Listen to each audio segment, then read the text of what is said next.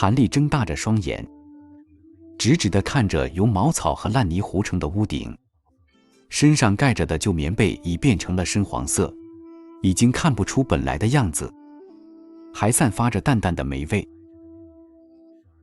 在他身边紧挨着的另一人是二哥韩柱。离床大约半丈远的地方是一堵黄泥糊成的土墙，因为时间过久，墙壁上裂开了几丝不起眼的细长口子。从这些裂纹中隐隐约约地传来了父母小声说话的声音。哎呦，家里米缸又空了，明天可一定得去买点米来。买？哪里来的钱买米呀？先去老李家借点吧，过段时间秋收了就还给他。只能这样了。韩立缓缓地闭上已经有些发涩的双目，迫使自己尽早地进入深深的睡梦中。他心里非常清楚，再不老实入睡的话，明天就无法早起了，也就无法和其他约好的同伴一起进山捡干柴了。一定要给我最疼爱的妹妹多捡些她最喜欢吃的黄浆果。三叔好。哎，好好好，好孩子，还记得你三叔啊。大哥嫂子，我这次来啊，其实是要跟你们商量个事儿。我工作的酒楼不是普通的酒楼，它其实属于江湖中一个很大的门派七玄门。七玄门有外门和内门之分，前不久我正式成为了七玄门的外门弟子，能够推举7到12岁的孩童去参加七玄门招收内门弟子的考验。这个测试5年一次，下个月就要开始了。大哥大嫂啊，你们也知道我尚没有儿女，想来想去也就你们家的二愣子年龄合适，机会难得，不知道你们意下如何呀？江湖门派，大哥，这可是个好机会呀！七玄门是这方圆数百里内数1数2的大门派，只要小丽成了内门弟子，不但以后可以免费习武，吃喝不愁，每月还能有1两多的散银子零花呢。每个月1两多银子？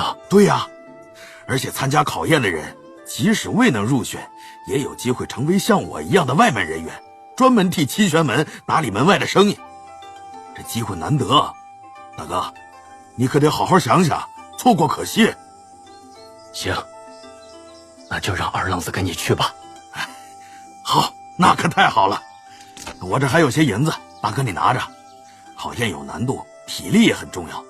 这段时间你们多给小丽做点好吃的，好应付考验啊。我1个月后就来带小丽走。那我就先告辞了，大哥大嫂留步。一直以来的愿望眼看就有可能实现，韩立一连好几个晚上兴奋的睡不着觉。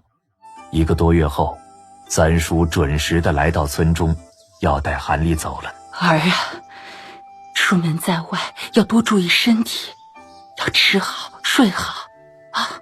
在马车上看着父母远去的身影，韩立咬紧了嘴唇，强忍着不让自己眼眶中的泪珠流出来。第一次出远门让他心里有些伤感和彷徨。韩立从未想到，他竟然走上了一条与凡人不同的仙业大道。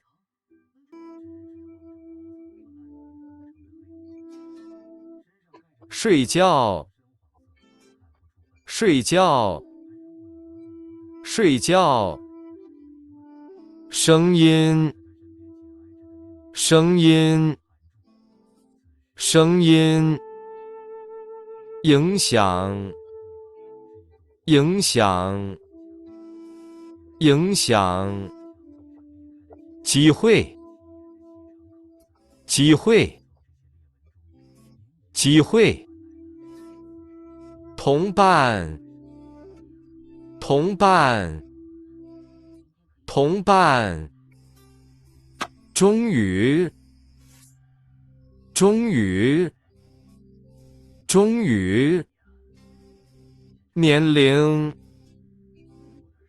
年龄，年龄，考试，考试，考试，可能，可能，可能。